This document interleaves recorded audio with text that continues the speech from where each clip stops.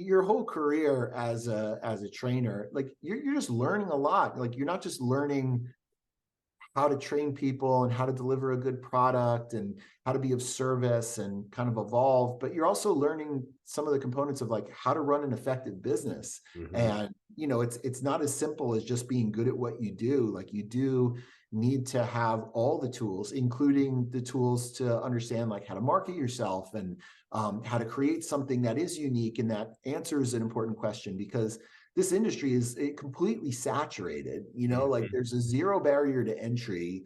All you need is an Instagram handle and a good physique, and then it's like, go buy my program, and Yeah. you're kind of like, there's nothing really required. You don't need a high school diploma, you don't need a college degree, you don't even need any experience. So, on one side, it's a huge pool to kind of feed off of. Mm-hmm. But on the other side, you're kind of faced with this dilemma of like, well, how do I differentiate myself from like the garbage, because everyone tries to lump it into the same pile.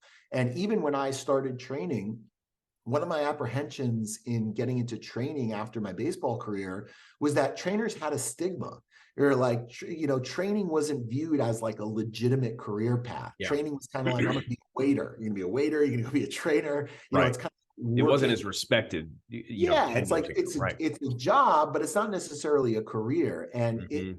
I was talking with one of my colleagues, Jason Brown, who has a really great program online called Conjugate X, or Conjugate Conditioning.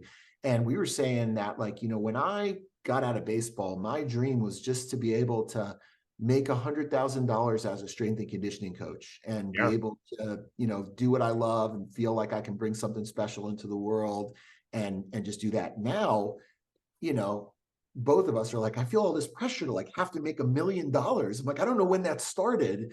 That So you it's far exceeded that goal. Is what you're well, saying. oh yeah, like I think it's always good to have goals, and your goals should be relative to like where you're at, right? Mm-hmm. So, I mean, from where I'm at right now, like I'm no longer a trainer. Like I run a company, and Right. the company is way more than me. It's this whole community of people and coaches and support staff. And I never dreamed that I would be in the position that I was in. I thought I was gonna just be in a gym training some people, Mm-hmm. and doing that, like coaching teams or something like that. So now it's a completely different landscape. And part of that is just the whole revolution of social media. It made it so that you could mass recruit tons of clients. Like if you have Mm-hmm. a special message, there are probably a large community of people that's going to resonate with, and you could potentially really, um, you can really contribute to and create that special community. But I feel like it also creates a lot of anxiety for me sometimes too, because sometimes I just want to train people and not worry about any of the business stuff. Yeah. That's funny. I mean, the sky's the limit nowadays with social media, and it's amazing how it's funny. I have a friend who I won't name names. If we're lucky, he's listening to this podcast. But he came to me, gosh, a year ago. Was like, dude, I'm gonna start a training business. I'm like, do you have any certifications? No. Did you decide to go to school for this? No. Like, what makes you think you're qualified? And of course, I've seen this guy the way he moves. Well, he probably went to like TikTok University, Yeah, like most of these guys. But exactly, you're exactly. totally right, because and that's not a bad thing, because the Right. truth is that you said something before, when you were talking about your podcast. Hmm. The most important thing is to just start. There's a big difference between knowledge and information. Like information is readily accessible. You can go take a 2-day course from CrossFit. You can take an overnight course from the ISSA. Hmm. You can get your certification, and what that does is it does provide you usually with some level of insurance if you fuck up. you Right. know these organizations usually do cover you insurance, so there's basically covering some liability in that regard.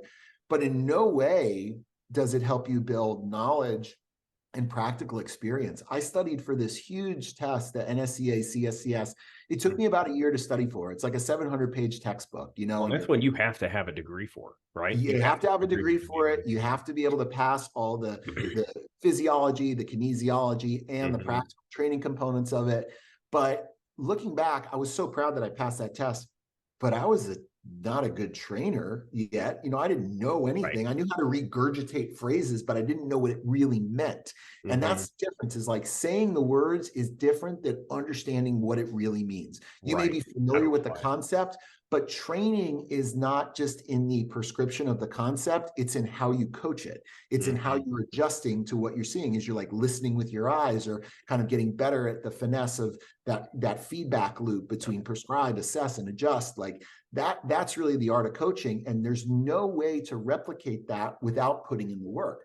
Hmm. And so that's what I think, that's what great trainers do. And right now we're talking about social media. you know the best trainers in the world are probably folks that people don't even know, Hmm. because they're not spending their time doing TikTok dances and trying to be like, buy my program now. They're Right. creating champions. They're making different, they're just doing it because that's Hmm. like that. They don't even need to. The proof is in the pudding. Like, just look at the results. Yeah. So like they don't need to play that game. And so like there is a big difference there. But I think it is good to just understand that there's Hmm. always going to be a learning curve, and as long as you're willing to approach it from the standpoint of I want to get better each time I train a client. I want to try to, like, having a notebook, writing down stuff like, what did you learn, what could you do better, what do you want to do next time, like Hmm. that's how you actually take the steps, but you have to go through the process. Oh yeah, the learning curve and trial by fire, as you said earlier. It's funny you mentioned the NS or yeah, the NSCA, and that was my first certification. I failed the by one question. I have a thing with failing tests by one question. So Here it to was tell you, their right, just his hair short. one question. It I was the think they say that to make NSCA. you feel better. You're like, oh, well, if I come Yeah, back next time, then I'll get that right. I think it was just their basic CPT or certified personal trainer course, and then so I failed that one, and they just came out after I failed that one with the tactical strength and conditioning one, Yep. and I thought that was cool. I don't know if they still have it, but the acronym for that was the TSAC. So Yep. my first certification was the TSAC, Oh, which I just find hilarious. But yeah, so that was my first one, and then of course now CrossFit certified, but I want to get my L2 next, but I feel like a lot of these certifications, do you renew yours, or do you typically get the base knowledge and then, or yeah, like do you even have one anymore? Because it's really not needed once you've built the accreditation, right? well, continuing back to the story of my training career, after opening up a few gyms, right? So I moved to San Diego, opened up a CrossFit, moved to Boston, and I started running Reebok CrossFit One, which was right at the beginning of the partnership between Reebok and CrossFit. Mm-hmm. They asked me to go out there, and the idea was to integrate CrossFit into the Reebok community, and they were going to have this big, awesome headquarters flagship gym. After doing that, I pretty much exclusively did education, right? And Really? and I would tour around. This is for the better part of a decade, from 2010 from 2010 to 2020. I taught the level 1, the level 2, and a couple specialty courses, and I Yeah. ended up teaching about 400 seminars. I think I ended up coaching over 20,000 trainers, just teaching these courses for CrossFit. Yeah. And um, as time goes by and you are able to kind of see the writing on the wall, I started coming up with my own ideas on these concepts. I thought, I agree with some of this, but I certainly don't agree with all of it based on what I'm seeing. I kind of have a hard time saying these lines when I kind of know better. So ultimately, that's what led me into starting Thunderbro and Hmm. coming up with my own community, my own mantra, my own methodology. Yeah. And with the CrossFit certifications and stuff like that, um, I mean, the way the certifications work is it is important for education, but really it's a money-making machine. And Mm. that's true at the NSCA CSCS as well. In Hmm. terms of continuing education units, that's a way for the company to stay in business, where Right. they don't need to just get people in that level 1 or in that CSCS course, but then there's reoccurring revenue each year with the conference or with getting additional CEOs or taking the Yeah. online courses, right? So it all feeds itself. For my insurance, the insurance that I use is from the NSCA. I don't think CrossFit provides insurance to individual practitioners. I think they do have Mhm. a gym insurance plan, They or do, one and that it's a, oh, what is this the called? risk retention Yeah, something, it's or not something. true insurance. The risk Yeah. retention group, it only holds something like 2 or $3 million back. So, like, if Yep. 10 gyms were to have a massive claim at once, they'd be screwed.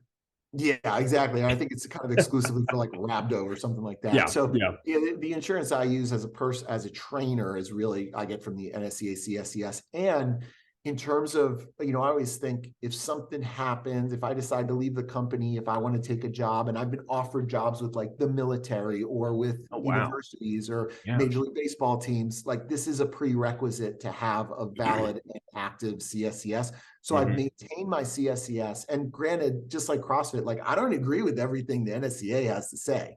I think mhm, they got a lot of things right. They also got quite a few things wrong. But in terms of maintaining it, like I maintain my CSCS, and I'm sure that my CrossFit level 1, level 2, level 3, and level 4, they're all kind of like they keep on leveling up, right? Um, I guess like what they would call level 4, but mhm.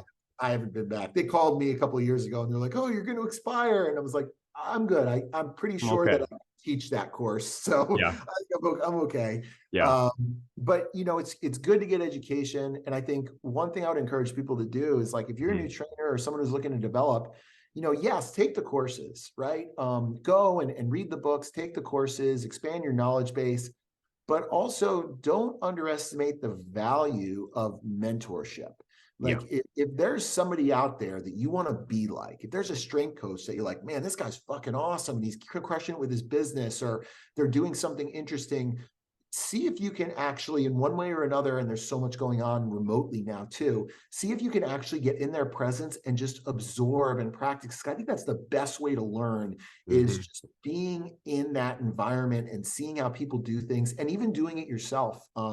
We were talking about some of the valuable skills of being an effective trainer and coach. And I think one of the biggest ones that no one talks about is empathy, right? And so that idea of empathy being like, I understand what this is supposed to feel like. I mhm. understand what they're supposed to feel like. I understand when to push. I understand when to hold back.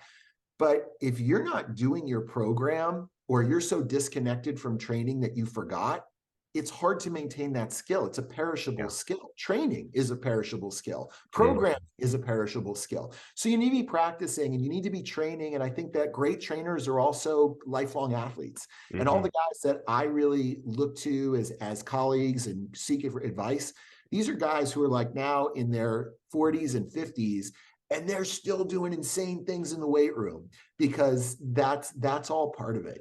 Yeah.